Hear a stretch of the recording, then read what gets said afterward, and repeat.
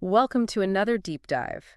You guys sent us Blackstone Inc.'s Wikipedia article, and honestly, getting into the weeds of a trillion-dollar investment firm, way more interesting than I thought. Yeah, it's a little different from what we normally think about when we check our bank accounts.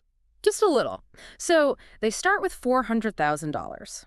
Which, okay, not chump change, but for building a financial empire. Yeah. Not exactly Warren Buffett starting out, right? Definitely not. And now they're managing over $1 trillion. Yeah. To understand that kind of jump, we got to talk about their bread and butter leveraged buyout. My leverage buyout. See, that's where I tap out with my personal finance knowledge. Break it down for us. What are we actually talking about? Okay, imagine you want to buy a house, right? A really nice one, but you don't have all the cash just lying around. I feel personally attacked. So you take out a mortgage, a big one. You're basically using the house itself as collateral. That's kind of what Blackstone does, but instead of houses, they're buying whole companies. So high-stakes monopoly, but instead of Boardwalk, we're talking Hilton Hotels, even SeaWorld, according to this Wikipedia page. Wait, SeaWorld? Seriously, that's wild. How does a company like Blackstone even choose what to buy? Seems all over the place. That's one of the things that makes them so interesting. They don't limit themselves to just one industry. Real estate, sure. Private equity, obviously. Amusement parks, apparently. This helps them when the economy takes a hit because different sectors, well, they react differently. Right, like don't put all your eggs in one basket. But Blackstone's basket is more like the entire grocery store. This strategy, though, it's gotten them some attention, and not all good. Yeah, the bigger they get, the more responsibility they have, and that's where things get complicated. Let's get into that then, because I have a feeling this deep dive is about to get a lot deeper. Where do we even start? Well, this UN report directly criticizes Blackstone's real estate practices, specifically how they've impacted renters, particularly after the 2008 crisis. All right, so let's unpack that report, because if we're being honest, that's where the rubber meets the road. How do these financial moves affect everyday people? That's the million-dollar question, and that's where understanding these strategies gets really important. So let's look at what the UN is saying. So we're talking about a UN report specifically criticizing Blackstone's real estate practices. That's not exactly a great look. What exactly were they accused of? The report was concerned about Blackstone's practices after that 2008 crash, how they were impacting tenants, especially in vulnerable communities. Okay, yeah, that was a rough time for a lot of people. Last thing you need is a company making things harder when you're already down. Specifics, what does the report actually point to? Well, they highlighted these aggressive rent hikes, evictions too. They claim these practices that really hit lower-income renters hard, even contributed to pushing people out of their homes. So we're talking about families, people losing their homes in the middle of a financial crisis. That's rough. It definitely makes you think about the ethics of these investment strategies, right? Trying to make as much profit as possible. But what about the well-being of actual people? And we can't forget about that Motel 6 thing. The Wikipedia article mentions it too. Another Blackstone move that landed them in hot water. Yeah, definitely. That case involved Motel 6, which Blackstone owned at the time. They were giving guest lists to immigration, ICE, without warrants.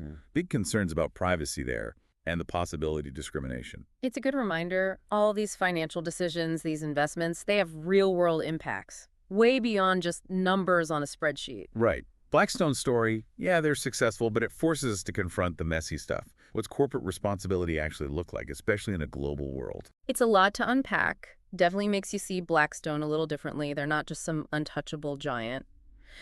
So, where do they go from here? How do you balance these huge financial goals with, basic ethics? Okay, so we've covered a lot of ground here. Blackstone's rise, some really questionable real estate stuff, then that whole Motel 6 situation. It's a lot. Did Blackstone try to do any damage control after all this came out, or did they just keep on trucking? Well, how a company reacts to that kind of criticism, it says a lot. And for Blackstone, they did eventually address it. Took them a minute, though. So not exactly an immediate apology tour. Not quite. Like a lot of big corporations, they went on the defensive at first, downplayed the problems. The old nothing to see here, move along approach. Pretty much. But as things got louder, harder to ignore, Yeah. Blackstone shifted gears. I mean, their reputation was on the line. So what they do, actually own up to anything. Yeah, eventually. Stephen Schwarzman, their CEO, he admitted they needed to do better. They said they'd review their practices, especially the real estate stuff. Any details on those changes? Or was it all talk? They did make some policy changes. Eviction stuff, mostly. Tried to work with community groups, too. Address those concerns about affordable housing. Damage Control 101, look like you're listening. But did it work? Did people buy it? $1 million question right there. Tough to say if they fully recovered. Some people never forgot, Felt like too little, too late. Like trying to unscramble an egg. Once it's done, it's done. Right. And that just shows how important it is for these companies to think about their actions beforehand, especially when it's impacting people who are already struggling. Because when we strip all this back, it's not about money, it's about people. Which brings us to Blackstone's situation right now. Limiting those withdrawals from their real estate fund, that's got to be a blow. Yeah, we've been building up to this. Yeah. So what's the deal? Why is Blackstone pumping the brakes on investors getting their money back? Right, because that just screams, we're in trouble. What's got investors so spooked? Could be a few things. The economy's a mess. Interest rates are nuts. Everyone's bracing for a recession. Investors get jumpy. It's time to circle the wagons, right? Exactly. They want safe bets, and Blackstone's real estate, even if it's done well before, it's suddenly looking risky. But it's not just the economy, is it? This whole ethical cloud hanging over Blackstone has got to factor in. Yeah, hard to say for sure how much it plays into it, but some investors, they don't want to be associated with a company that's got that kind of baggage. Bad for business.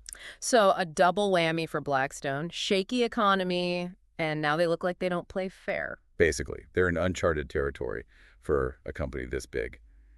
And how they handle it, that's going to be interesting. We're back to that high-stakes chess game, and Blackstone better make the right move. This whole deep dive has been wild. Started with a simple Wikipedia article, ended up talking about, leveraged buyouts, the housing crisis, ethical investing. Blackstone's a trip. And this is just one company. Think about how many others are out there, whole other industries, all with their own stories, their own issues. It's a lot.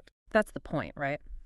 For everyone listening, what's your takeaway from all this? Does it change how you think about the companies you deal with, the investments you make? Exactly. Keep asking those questions. Stay informed. That's the only way to make sure your money and your values are aligned. Couldn't have said it better myself. That's it for today's deep dive. Thanks for being here, and until next time, keep learning.